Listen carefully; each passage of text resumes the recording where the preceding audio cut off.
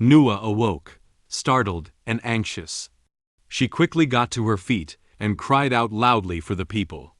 Her voice echoed throughout the universe, but no one answered. In a state of great panic, she searched frantically for a long time, until she finally heard a faint cry. Following the sound, she discovered several large mountains spinning in the whirlpool, with people in distress struggling on top of them. Nuwa summoned several giant turtles, and commanded them to carry the mountains to a safe place. Nuwa kindled a great fire to melt the colorful stones. At first, the stones emitted a dark red glow, then gradually grew brighter, until they were finally burned to a translucent, brilliant red, glowing with light both inside and out. After burning for 9 days and nights, the colorful stones turned into a thick, molten liquid. Nuwa began the task of mending the sky. Despite the intense pain from the searing heat, she focused all her attention, carefully filling the great hole and patching it piece by piece. At last the sky was repaired. Because it was patched with the colorful stones, the sky still retained its changing patterns: clear skies, rainy days, morning glow, and evening mist. At that moment, a cheer arose from the distance. The giant turtles had returned, carrying the people back.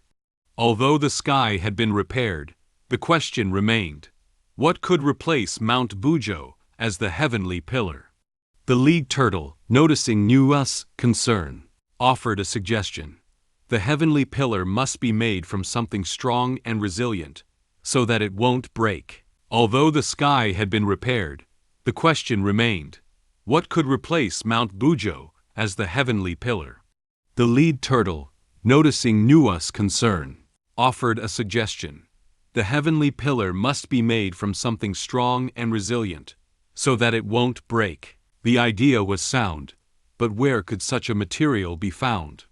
The giant turtle then extended one of its legs, reaching from the coastline all the way to the horizon. Nuwa's heart stirred at the sight, but she quickly shook her head. Repairing the sky was indeed a great task, but she could not harm the innocent in the process. Before Nuwa could respond, the giant turtle, with a series of sharp cracks, bit off its own leg. It looked at Nuwa with pleading eyes, as if urging her not to hesitate, and to use the leg to complete the task of mending the sky. Then, slowly, it began to sink into the sea. Nuwa hurriedly rescued the giant turtle, tears welling up in her eyes as she used her own sleeve to bind its wound. The sleeve immediately transformed into 4 fins. From then on, the giant turtle could swim and move through the sea with even more agility and ease than before, when it had legs. Nuwa used the giant turtle's 4 legs to anchor the sky at the 4 corners of the earth, holding it firmly in place. However, because the legs were exceptionally long, the sky tilted toward the northwest, causing the sun, moon, and stars to shift in that direction as well. Nuwa set out to slay the black dragon in G province, but the people, eager to help, all volunteered to accompany her. Nuwa did not agree, deciding to go alone. However, the people followed her at a distance, unwilling to leave her side. The black dragon, having lost the support of the rainstorms and floods, lost much of its ferocity. When it saw Nuwa's bravery and determination, it became even more fearful. After a brief and reluctant battle, it turned and fled. At that moment, the people blocked the black dragon's escape route. Seeing it turn to flee, they rushed forward, eager to face the dragon in a final battle. The people, having been tempered by the disasters, were no longer the helpless victims they once were. They had become strong and resilient, ready to fight. The people fearlessly charged forward, determined to avenge their loved ones and rid the world of the menace. Seeing the humans and the dragon locked in a fierce battle, Nuwa realized she couldn't help directly. When she saw how many people were dying and getting injured, she became frantic with worry. In that critical moment, the battle suddenly took a turn.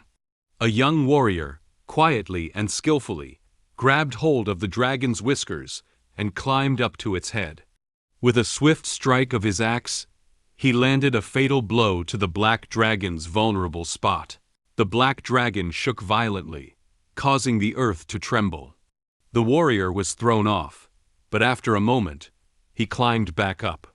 With precise aim, he struck again, delivering a powerful blow to the dragon's vulnerable spot.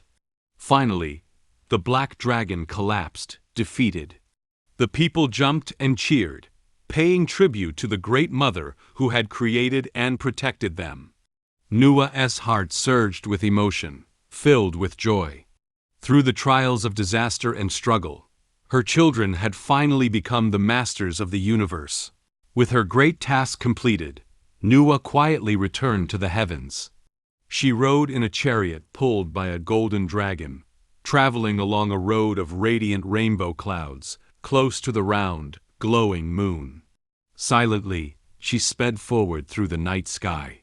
Nuwa returned to the heavens, quietly residing deep within the white clouds. She never boasted of her accomplishments, yet she always kept her beloved children in her heart.